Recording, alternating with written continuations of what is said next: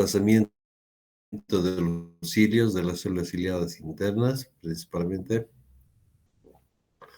Bueno, son las transductoras, pero también las células ciliadas externas también eh, participan en la transducción.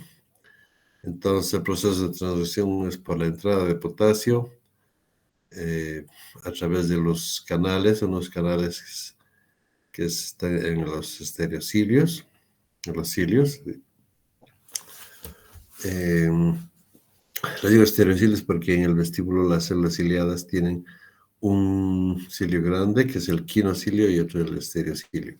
En el caso del oído, todas son iguales, no hay un quinocilio, todos son estereocilios, o sea, cilios del mismo tamaño. Por ahí entra el potasio, eso despolariza la célula. Lo que les he dicho son las únicas células que se despolarizan por la entrada de potasio. Luego, esta despolarización lleva a que se abran canales de calcio entre el calcio y eso estimula la liberación o produce la liberación de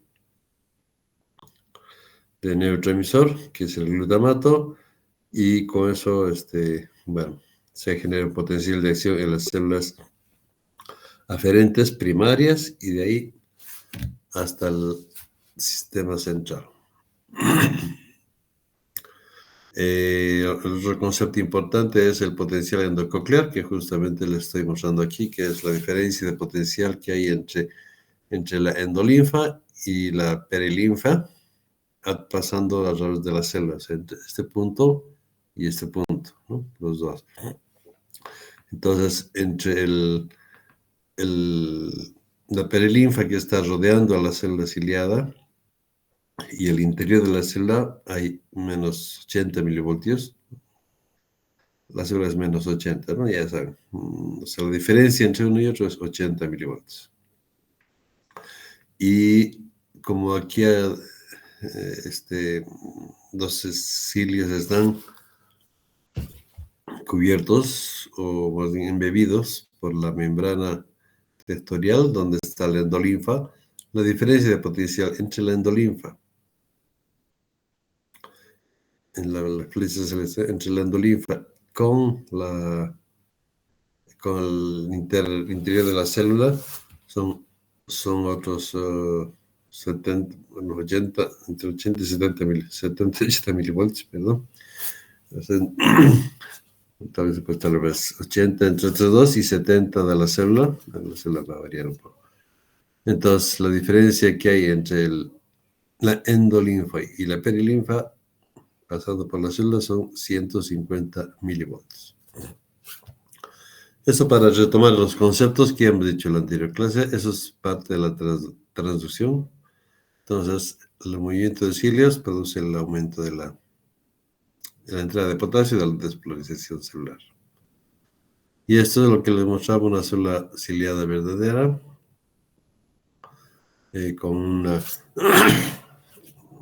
siendo estudiada en laboratorio con una micropipeta,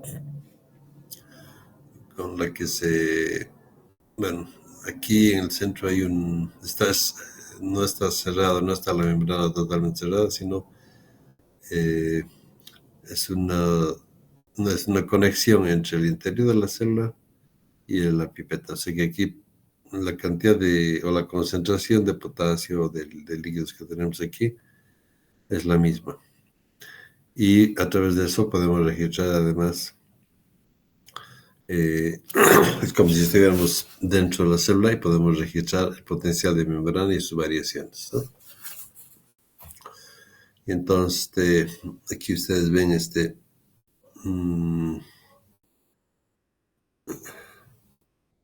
bueno, estos son resultados de cómo varía cuando le vamos cambiando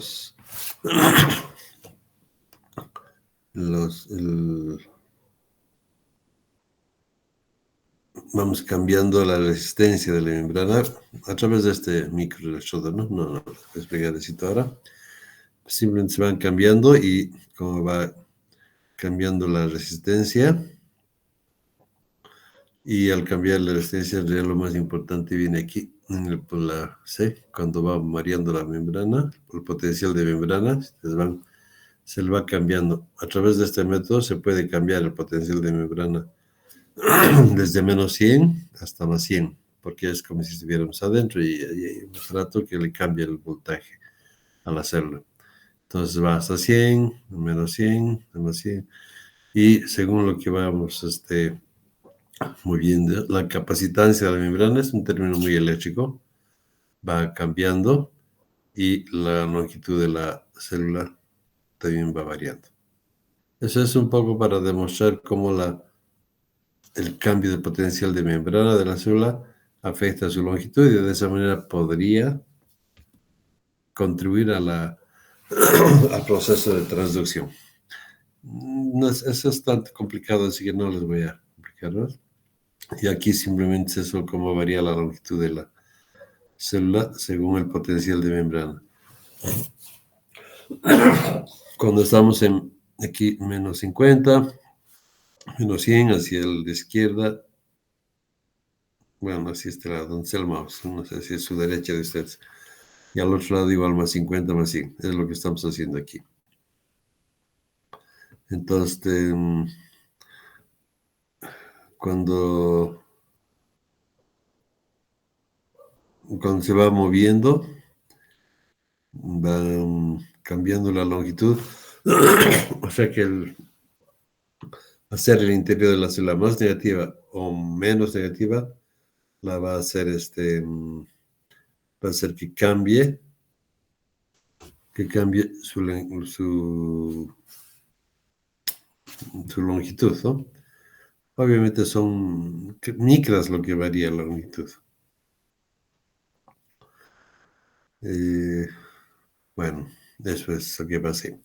Y aquí abajo tienen también como, bueno, cómo cambia la capacitancia. Pues es un término muy eléctrico, no les digo. Retomando eso, entonces hay algunos, justamente quedamos ahí, ¿no? Entonces vamos a ver. Ya pensando entonces en la traducción y en todo el proceso de audición, tenemos pero un principio de posición que se refiere a que el oído es capaz de identificar de dónde está viniendo el sonido, ¿no? Del lugar que está, del lugar de donde está viniendo el estímulo, el sonido. Eso se llama el principio de posición. Luego tiene la capacidad también de todo el sistema, ya no solamente en sí el proceso de traducción, sino todo el sistema es capaz de detectar si el sonido es alto, o sea, de volumen alto o de volumen bajo, ¿no? Y para eso, ese proceso se llama detección del volumen, tienen los tres mecanismos. Cuando la amplitud de la onda sonora estimula a las células ciliadas a mayor frecuencia. Segundo, es la estimulación de un número mayor de células ciliadas. Y tres, las células ciliadas externas recién se estimulan con intensidades elevadas. Esos son los tres mecanismos. O sea, ¿eso qué quiere decir? Que, y como ya les he mostrado en la anterior clase, la amplitud es el volumen en sí mismo del sonido, ¿no? No es la frecuencia. La frecuencia es bajo, alto. La amplitud es despacio, volumen bajo y fuerte. Entonces, uno de los mecanismos es que cuando la amplitud de la onda es grande, estimula las células ciliadas a mayor frecuencia. Si se acuerdan, les he mostrado que abarca un rango de la membrana tectorial. Entonces, cuando está llegando el sonido fuerte, no solo va a hacer vibrar a las células que resuenan, sino a más frecuencias, ¿no? Va a ampliar un poco la distancia de donde está resonando un poquito a los dos lados. Entonces, más frecuencias van a estar estimuladas. El segundo es, por tanto, va a estimular también un número mayor de células ciliadas Y en tercer lugar, las células ciliadas externas, esas que son en 3 filas, recién se estimulan cuando están con intensidad elevada. Otro concepto de la audición es la ley de la potencia, que es la diferencia de intensidad es igual a la raíz cúbica de la intensidad sonora real. Significa que, como ven ahí abajo, 1 billón de veces la energía es igual a 1 millón de veces el movimiento, es igual a 10.000 veces la intensidad captada. O sea que por la forma en cómo está hecho el oído, puede variar muchísimo la energía sonora, como ven, desde 1 billón de veces, ¿sí? En cuanto a volumen, ¿no? Y amplitud. Entonces, eso significa que el movimiento del tímpano es solamente 1 millón, y eso significa que la intensidad captada es solamente 10.000 veces. Entonces, la escala de intensidad queda súper comprimida. Ya no es la escala de frecuencia, es la escala de intensidad. Queda muy comprimida y es lo que hablamos, lo expliqué casi la primera clase, cuando hablamos, no la primera, lo que hablamos, la primera vez que hablamos de esto, es lo que les expliqué, el decibelio, ¿no? Entonces, esa intensidad se mide como velios y exactamente es el logaritmo de la intensidad. O sea, bueno, ya les voy a explicar lo que es el logaritmo, pero la intensidad fuerte expresamos no en una escala normal, sino en una escala logarítmica, ¿no? Cada vez 10, 10, 10, de 10 en 10. Entonces, medimos en decibelios. 1 belio es 10 veces el aumento de la energía del sonido. O sea, cada aumento 10 en una escala logarítmica es 1 belio. Entonces, 1 decibelio es 1,26 de la energía sonora. ¿Okay? Bueno, ese es un número que se calcula.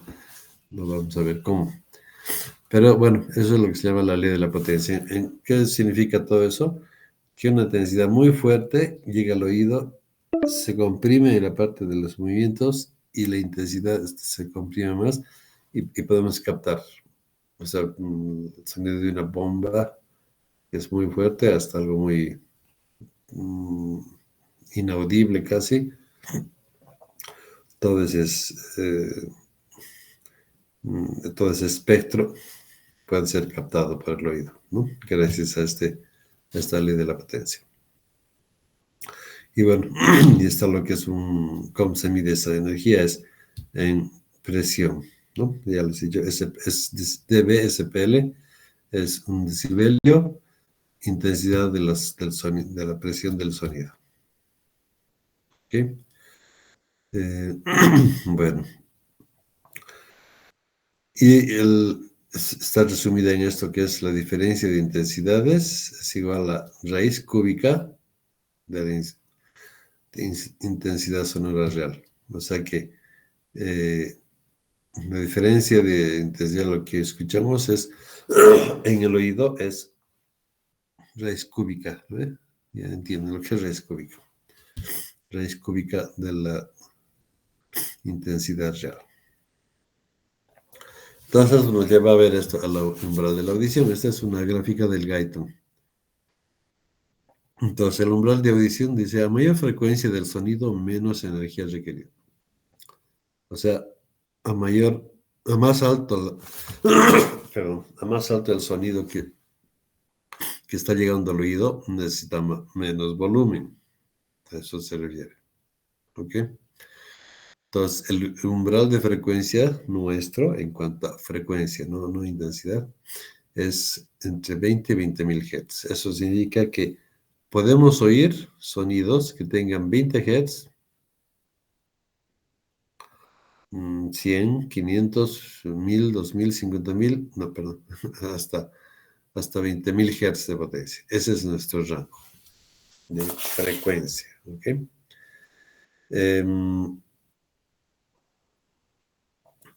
Ahora, si ustedes ven la gráfica,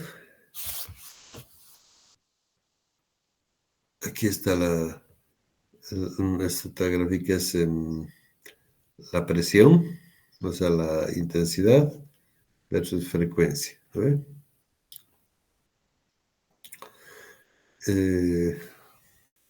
Ustedes ven,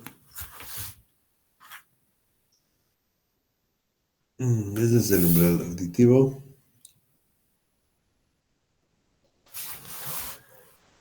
Son comparando, esto es el umbral del tacto, como dice su libro, pinchando un pinchacito en el oído medio, la parte táctil, y tienen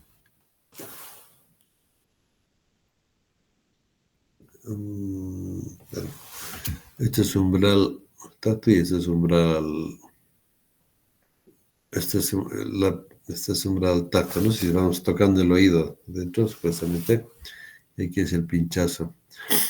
Y aquí la verdadera es esta, el umbral. A ver, ¿qué quiere decir entonces esta gráfica? Si analizan ustedes, está relacionando la frecuencia con la intensidad. Entonces, un sonido, conforme aumenta la frecuencia, y vean ustedes esa escala logarítmica, ¿lo ven? Desde aquí solo está hasta 10.000, pero es logarítmico, 1, 2, 5, 10. Como ven, no es la misma distancia, esa es escala logarítmica. En cambio, en la intensidad no es logarítmica, es simplemente es la escala normal, 20, 40, 70, es escalar, lineal de escala lineal. Entonces, cuando vamos a ver solo la línea roja, cuando hay una presión de más o menos 80 decibeles, y un decibel es una dina por centímetro cuadrado, es presión, acuérdense con qué fuerza se hace. Por eso es en dina por centímetro cuadrado. Entonces, cuando hay una presión de 70 a una frecuencia muy baja de 1 Hz, escucha el oído, conforme va bajando la presión, va disminuyendo la presión necesaria para escuchar. ¿Okay? Entonces, digamos a 100 Hz, suficiente ya una presión de menos 40. Eso es menos o más, significa bueno, simplemente es presión, ¿no? Es la presión del sonido de ida, vuelta, así. Digamos, por eso es positivo o negativo. Cero no habría presión y hacia este lado es presión positiva que empuja y hacia este lado la presión negativa que saca. Bueno, seguimos aumentando la frecuencia. Esta línea de abajo es la presión de referencia de 73.8 decibeles, 500 a 500 de frecuencia, ya necesita poco, 2000 de frecuencia y bueno, aumentando a 10.000 de frecuencia, digamos, necesitaríamos con presión negativa de 40 ya podríamos escuchar. En cambio, comparando con lo que es el tacto, para poder sentir, solo tiene un rango bajo, ¿no? Entre 70 y 60. Es todo lo que puede sentir el tacto. Y si nos pica, si hacemos un picado en el tímpano, en realidad, con diferente intensidad igual, con una presión de 90 decibeles, puede bajar un poquito más, pero ya no más. O sea, este es su rango de presión.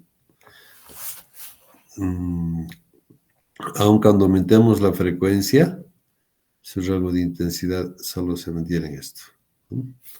En cambio, el oído necesita mucha menos intensidad para producir la respuesta. Eso significa esa gráfica en realidad. ¿Ok? Es la relación del umbral y la percepción somatostésica, ¿no? O sea, en otras palabras, el oído es muchísimo más sensible que la parte táctil, en este caso. Bueno. Bien, las vías auditivas. Hay muchas flechitas, pero bueno, porque hay muchas partes del sistema nervioso, ¿no? Tenemos aquí entonces el ganglio espiral de Corti, aquí, todo lo que hemos hablado del oído. La transducción se lleva a cabo aquí. Aquí tenemos todo el sistema auditivo que está muy ligado a la parte vestibular, ¿no? Al equilibrio. Entonces, bueno, tenemos el ganglio de espiral de Corti, donde se forman las neuronas, a donde llegan las neuronas, y luego de ahí salen las vías primarias, o sea, los axones de esas fibras, van a ir hasta los núcleos cocleares, a nivel del bulbo. Ahí tienen digamos, dos vías, una ipsilateral, que es la estría dorsal acústica, que manda sus vías, sus fibras, sube por el bulbo, luego cruza, cuando está en el puente, cruza y llega hasta el núcleo del lemnisco lateral. Y las otras vías son una vía que va, el octavo par, ¿eh? Una vía que es formando el cuerpo trapezoidal, luego sube hasta el núcleo olivar superior, y otra vía que pasa, a pesar de que se decusa, justo igual que la anterior, formando el cuerpo trapezoidal, pero no hace sinapsis en el olivo superior, sino se va directamente hasta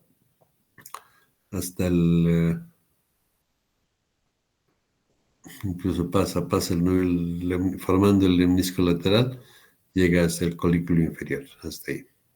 Estas son las tres vías, ¿no? Bueno, esas son las de primer orden. Las de segundo orden son estas que van a partir del bulbo. La segunda neurona sigue el curso hasta el núcleo olivar, el núcleo del lemnisco lateral, y luego ahí sale, bueno, de ahí sale otra vía que comunica al otro lado y sube hasta el colículo inferior. Bueno, esas son neuronas de segundo orden, ¿no? Y las neuronas de tercer orden son las que salen del colículo inferior, pasan, bueno, unas llegan hasta el núcleo geniculado lateral, núcleo geniculado medial. El de la retina, las vías visuales son el núcleo geniculado lateral, ese es el núcleo geniculado medial, pasa por ahí y de ahí forman las radiaciones auditivas que llegan hasta la corteza.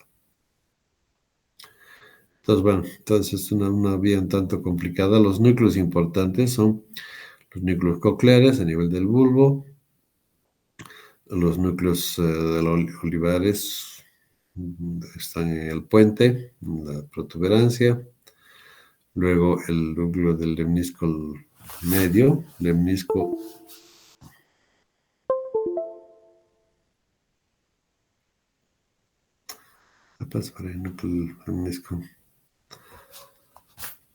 lateral, el colículo inferior y núcleo geniculado estoy mal yo.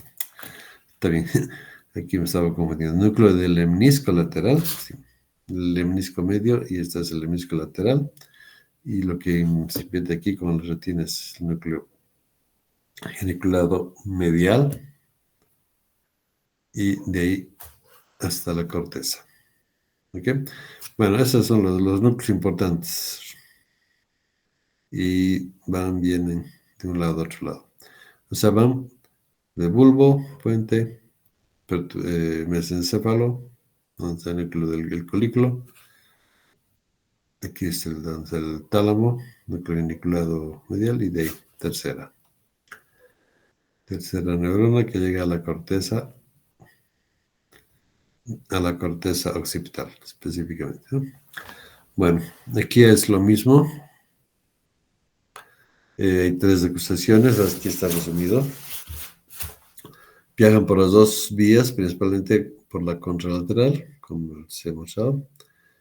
Igual aquí van los núcleos cocleares, se decusan. De los núcleos, ahora, el núcleo del olivar superior. De ahí, mejor seguir aquí. Se gustan, pasan, llegan al colículo inferior, del núcleo inferior al núcleo geniculado medial y luego a la corteza. Esa es una mejor figura, ¿no? Menos complicada que la otra. Bueno, entonces viajan por por las dos vías principales, principalmente por la colateral. Muchas fibras pasan directamente al sistema reticular o al vermis del cerebelo para activar sobre todo sonidos fuertes. Eso es como manera de protección. Cuando hay un sonido muy fuerte, para reacción como reflejo de protección, ¿no? Luego, la orientación espacial significa que esto con lo que les decía en anterior clase como teclado, desde la fibra más aguda hasta la más gruesa, así como teclado, se mantiene a lo largo de toda la vía, ¿no? Eso se llama somatotopía en el tacto y bueno, está igual aquí. La orientación, entonces,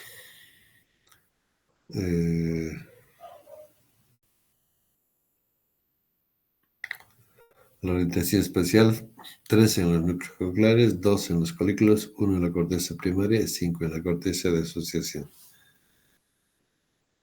No me acuerdo qué pasa. ¿Qué pasa en la corteza? La corteza, tenemos aquí, en la corteza es el lóbulo, lóbulo temporal. El lóbulo temporal, entonces tenemos la parte más profunda, la corteza auditiva primaria. Aquí, como ven, este gráfico está dividido en dos partes. La parte más anterior es para las bajas frecuencias, la parte más alta es para alta frecuencia. O sea, se sigue manteniendo el orden, ¿no?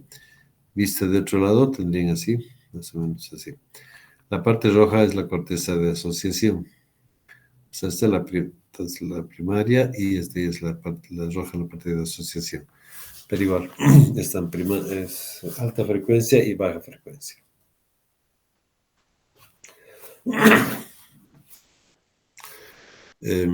¿Dónde está situado exactamente? En la cara lateral del lóbulo temporal y involucra a otros pequeños órganos que son la ínsula y el opérculo.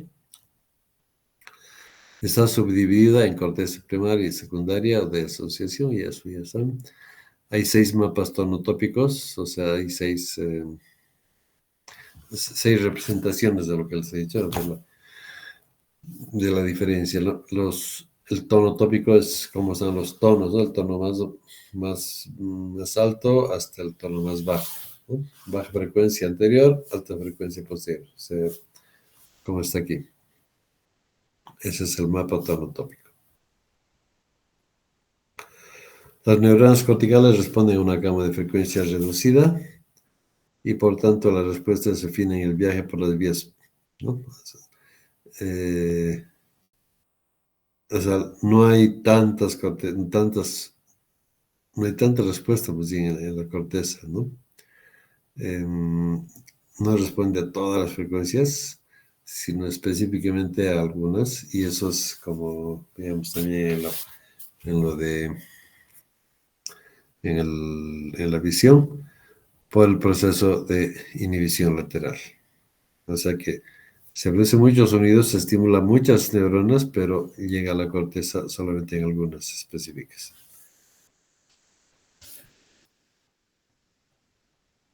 ¿Y cómo es la corteza auditiva? Es igual que en la corteza visual, está también formada por columnas, y ustedes ven, solo que en este caso no es ya qué es lo que ve, sino lo que oye, o sea, qué sonidos está registrando. Entonces, si ustedes ven aquí en la corteza, tenemos 5000 Hz, 6000 Hz, así cada una columna específica para cada tono. Y a este otro lado tenemos igual una columna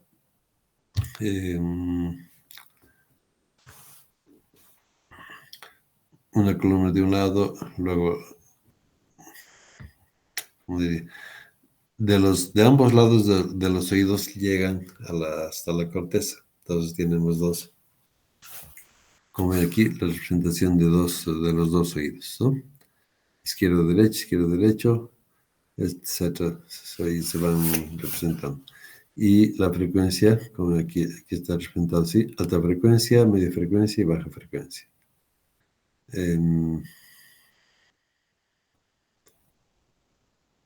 Bueno, más o menos. A ver, creo que tengo otro. No. Bueno, simplemente así. Lo que vamos a ver aquí es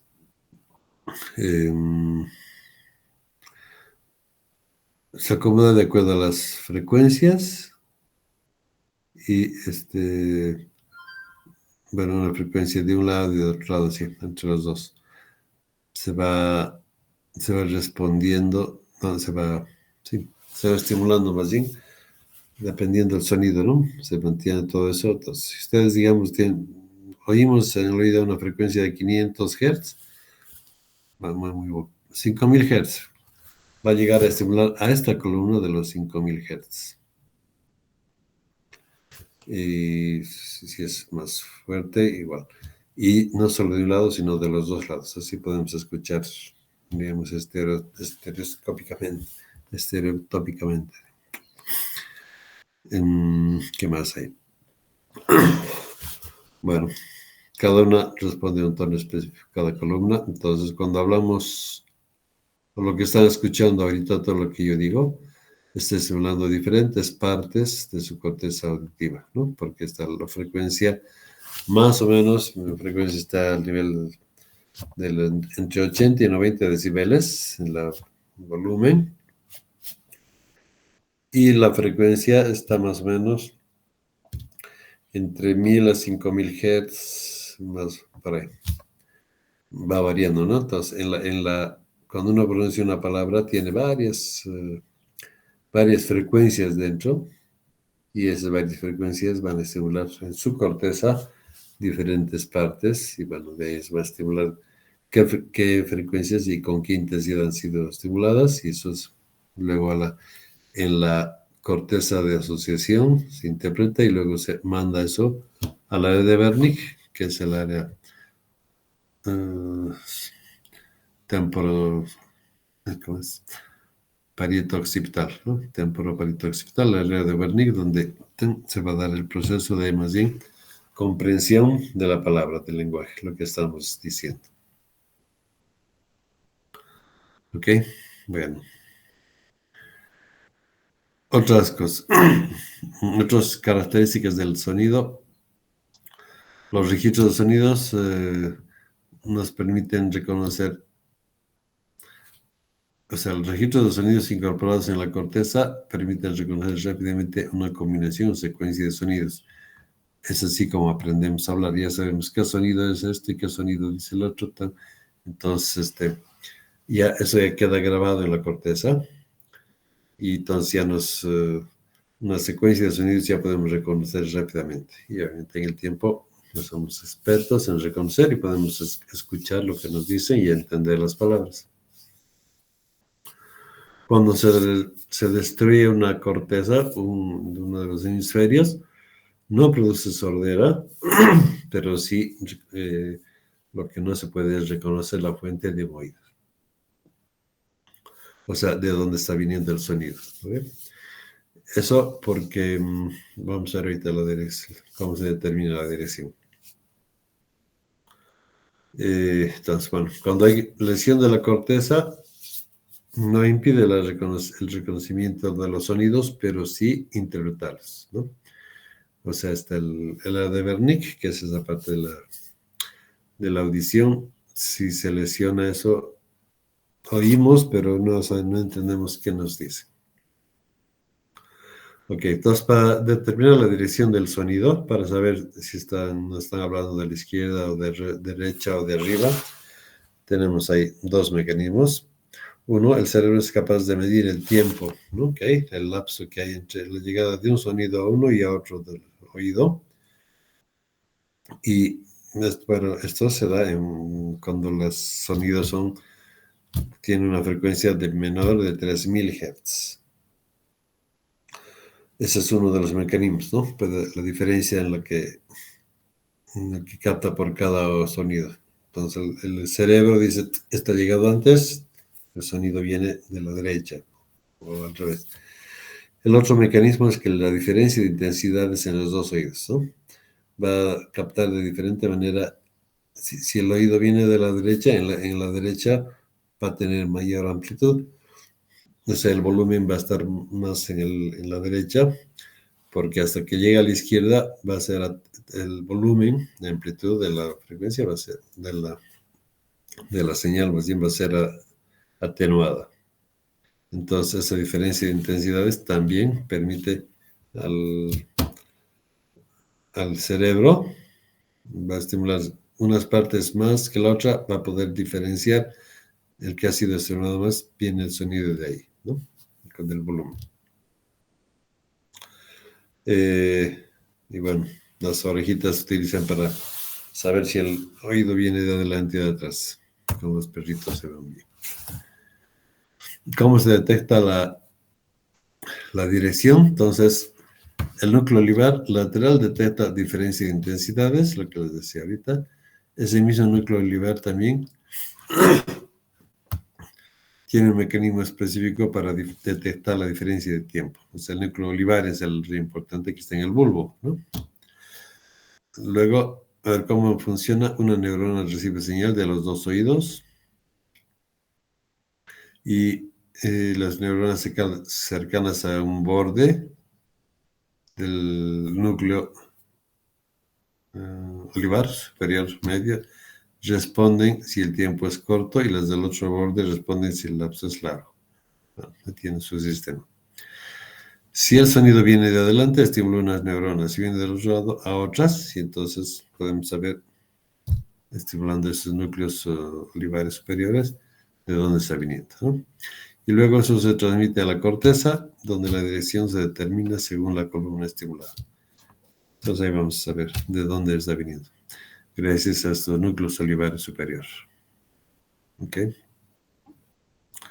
Bueno, unas alteraciones, hay dos tipos de sordera, la nerviosa y la de conducción, y la audiometría. La nerviosa significa que está destruido todo el sistema de las células ciliares, o sea, el órgano de Corti, cuando está destruido o lesionado, eso es lo que se llama sordera nerviosa o neurosensorial. Y la sordera de conducción se da cuando hay destrucción o lesión de la parte conductora, ¿no? O sea, de los huesecillos o del tímpano, ¿no? Cuando hay sordera de conducción, no hay sordera realmente, sino se puede escuchar bien el oído, puede ser la transducción, pero lo que no hay es capacidad de escuchar volúmenes bajos porque se ha perdido todo el sistema de amplificación inicial, ¿no? Pero si se acerca mucho, o sea, no hay la capacidad de conducir el sonido de afuera hasta las células, está medio perdida. Pero si se acerca mucho al sonido, oyen, ponen la cabeza, digamos,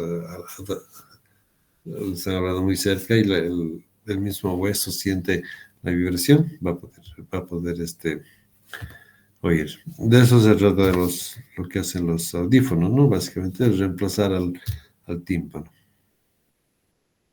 Bien, y finalmente la audiometría, que es un procedimiento en el que se va dando tonos de diferentes intensidades y diferentes frecuencias a la persona, y la persona tiene que ir diciendo si detecta o no detecta. Entonces, en este caso es un ejemplo real. Tienen ustedes así el pérdida en decibeles y aquí frecuencias, ¿no?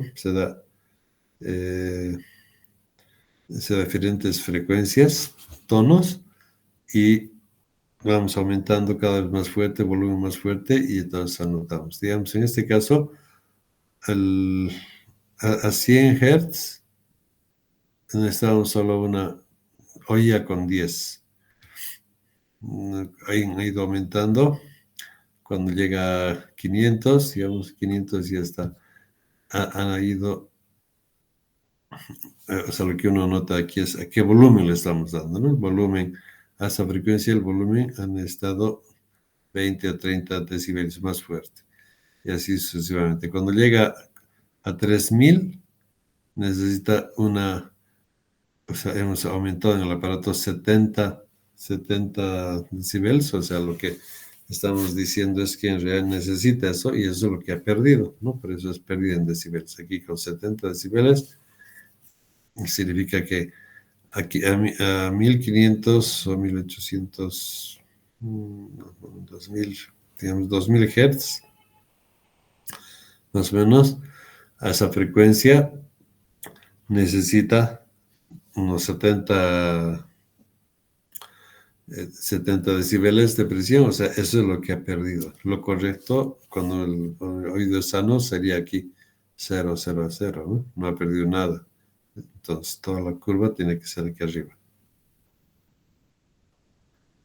Este es un audiograma de sordera nerviosa, conducción de aire, ¿no? Va bien, bien, responde bien, y conducción ósea responde igual. O sea, va disminuyendo a cierto nivel. A partir de 1000, 2000, 4000 Hz.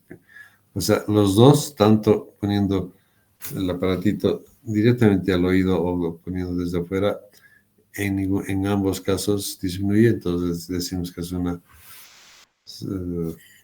o sea, no hay audición ni con conducción, ni con poniendo el hueso, ni conducción por el hueso, ni conducción por el tímpano. Entonces, lo que está mal es el barrio de Corti, es sordera nerviosa. En cambio, cuando es de conducción, vean ustedes aquí, con aire de conducción está disminuido, necesita, pero cuando hacemos poniéndole el aparato directamente al hueso, conduce bien. O sea que su órgano de Corti está funcionando bien, pero lo que está mal es los huesecillos o el tímpano, ¿no? De esa manera podemos saber si es sordera de conducción o nerviosa. Ok, con eso acabamos la parte auditiva. Como de costumbre, supongo que no tienen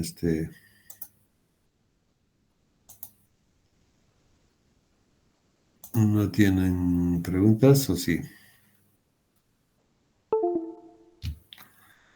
Bueno, nos queda ver lo de que es gusto y olfato, que si tienen 5 minutos lo acabamos, aunque tengo que irme. Es muy cortito lo de... Solo voy a mostrar rápidamente así. Espérenme un cachito.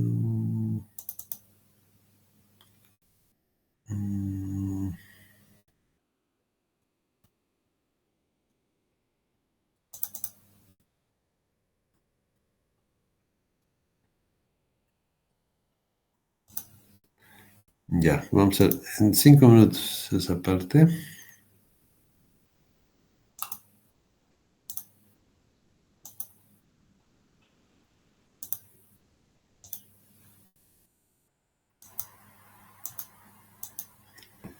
Vamos a hacer muy rápidamente. El sentido del olfato está en la parte más alta de las fosas nasales. Los receptores ocupan una superficie de 5 centímetros cuadrados, con unos 10 millones de células recubiertas de una sustancia mucosa que permite captar moléculas que luego van a estimular algunas neuronas, y eso es lo que nos va a dar la sensación del olor, ¿no? Podemos identificar entre 2.000 y 4.000 olores diferentes. Ahí tiene más o menos dónde está situada. Esta es la parte lateral, este es el bulbo olfatorio, esta es la mucosa donde llegan los receptores.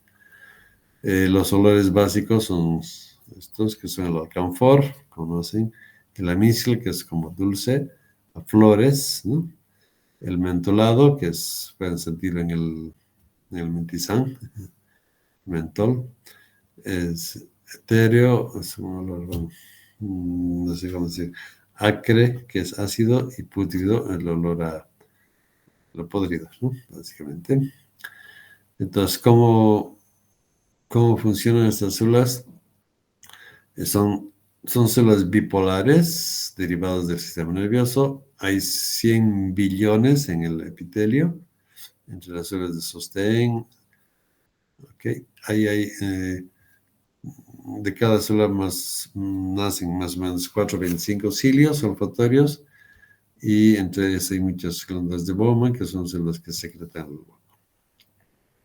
Tienen aquí la estructura, el bulbo olfatorio, y las neuronas que atraviesan la lámina del etmoides, que llegan aquí, y bueno, saliendo del sistema nervioso, proyectan esos cilios, esos cilios. Eso llega al bulbo olfatorio, y del bulbo olfatorio transmite hasta al cerebro, ¿no? Aquí abajo tiene lo que es lo mismo, bulbo olfatorio, y está muy relacionado a lo que es el gusto, ¿no? Por eso cuando uno está resfriado y pierde esta parte de la sensación olfatoria, pierde también el gusto, ¿no? Bueno, ahorita vamos a ver esto del gusto. Bien, ¿cómo es el mecanismo de la olfacción? Llega a los diferentes olores o moléculas que van a estimular a estas células, y esas células se conectan con el bulbo olfatorio. Aquí está el bulbo olfatorio, las neuronas que se estimulan a estas células que se llaman las células. Bueno, hay un glomérulo donde convergen, digamos, las células que están viniendo las que llevan la percepción hasta el bulbo olfatorio, donde se unen con estas células, y luego de ahí salen las sinapsis con las células mitrales, que van a llevar hasta arriba. Y aquí está más o menos lo que es una verdadera, una mejor imagen, así, ¿no? Tiene aquí las diferentes neuronas, etc. ¿Cómo se produce? Hay receptores a diferentes, las mismas neuronas, a diferentes receptores a diferentes moléculas, ¿no? Y eso hace que se abran canales de calcio, entre calcio, luego entra sodio por esos mismos canales, y se elimina el sonido, el olor. Bueno, eso lo van a estudiar después. Aquí son diferentes tipos de canales, ¿no? Luego, bueno, igual, esto les voy a dejar las diapositivas, así que van a tener. Y las vías olfatorias van directamente al globo olfatorio, hasta el sistema nervioso central, a la corteza piriforme, la amígdala, el tubérculo olfatorio, y de ahí al tálamo, luego a la corteza para percibir, para interpretar el verdadero olor. ¿Okay? Estas son las vías olfatorias que tienen en el gaito. Y el gusto simplemente son 4 sabores: agrio, salado, dulce y amargo, que están distribuidos en la lengua. Aquí está la distribución en la lengua. Ha aumentado uno que es el umami, que es supuestamente una sensación del sabor descubierta por algunos elementos, sobre todo en la cocina japonesa, ¿no? He puesto eso y que da la sensación de que sea muy exquisito. Están distribuidos en toda la lengua los receptores, cada receptor a diferente tipo de sabor y con eso ya tenemos la transducción con segundos mensajeros, etcétera, y luego las vías a través del décimo par, noveno par y séptimo par, ¿no? De los pares craneales, vago, glosofaringeo y facial, para llegar igual hasta el núcleo, al tálamo, al núcleo ventral posterior y de ahí a la corteza. ¿Okay? Bueno, hay varios otros núcleos. Con eso concluimos toda la parte de sentidos, chicos. Entonces, supongo que el miércoles sí empezarán con el doctor